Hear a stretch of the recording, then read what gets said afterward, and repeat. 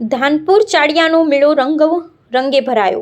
દાહોદ જિલ્લામાં હોળીનો તહેવાર આવતા દાહોદ જિલ્લાવાસીઓ મેળાની મોજ માણવા રંગબેરંગી કપડાં પહેરી લાકડાના મોટા મોટા ઢોલ સાથે હોળી ધૂળેટીનો તહેવાર ઉજવણી કરતા હોય છે। આજે ધાનપુર તાલુકાના ધાનપુર ગામે ચાડિયાના મેળામાં હજારોની સંખ્યામાં માનવ મહેરામણ ઉમટી પડ્યું। ચાડિયાના મેળામાં આંબા પર ગોળ ધાણાની પોટલી છોડવા યુવાનોએ કરી પડાપડી। ધાનપુરની બહેનોએ વાંસની લીલીછમ લાકડીઓ છોટીઓથી ચાડિયાની પોટલી છોડવા ચડતા યુવાન પર કર્યા ઘા। વર્ષોથી આદિવાસી રીત રિવાજ પ્રમાણે ભરાતા ચાડિયાના મેળામાં નેતાઓએ મેળાની મોજ માણી। ચાડિયાના મેળામાં ઢોલનો ભારે મેળાવડો, ઢોલના તાલે નેતાઓ ઝૂમ્યા। ચાડિયાના મેળામાં શેરડીનું ધૂમ વેચાણ, વેપારીઓ ખુશખુશાલ જોવા મળ્યા।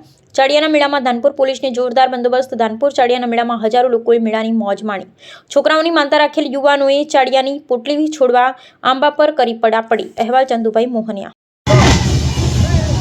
દાહોદ જિલ્લાના ધાનપુર તાલુકાની અંદર 6 દિવસથી હોળી દહન થાય છે। હોળી દહનને બીજે દિવસે દીપેરોજનો મેળો થાય છે અને આજે સમગ્ર આ વિસ્તારનો મોટો મેળો એ ચાડિયાનો મેળો વર્ષોથી આપણી હિન્દુ સંસ્કૃતિ પ્રમાણે અમારા વડવાઓ કરતા એવા છે ને આજે પણ તમામ સમાજો એકત્રિત થઈને એ લોકો આનંદ ઉત્સાહથી 12 મહિનાનો તહેવાર ઉજવતા છે। એના ભાગરૂપે આજે ધાનપુર ખાતે આ ચાડિયાનો મેળો અને એમાં પણ આ ગામના આજુબાજુના વિસ્તારના વેપારીઓ આગેવાનો લગભગ 27 જેટલી ભેટ આપી છે અને આંબા પર એને બાંધે છે અને ગામવાર એ ચાડિયો તોડવા માટે ઉપર જાય છે અને આ વિસ્તારની જનતા ખૂબ આનંદમાં ગલતી લાખોની સંખ્યાની અંદર મળીને આનંદથી આ મેળાનો એને પણ માણે છે અને એ પણ અમારો 12 મહિનાનો હોળી ધૂળેટી અને ચાડિયાના મેળા પણ આ વિસ્તારની અંદર આગામી દિવસોની અંદર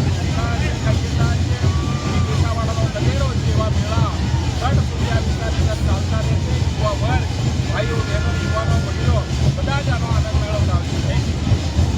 સર, યુવાનીમાં મેળાની મોજ કેવી આવતી હતી? સર, યુવાનીમાં મેળાની મોજ કેવી લેતા હતા? સર, એ જુવાની જતી રીતે હાલ જુવાની તમને આવી પણ હજુ એવું ને એવું છે। તમને કઈ વેબ લાગે છે?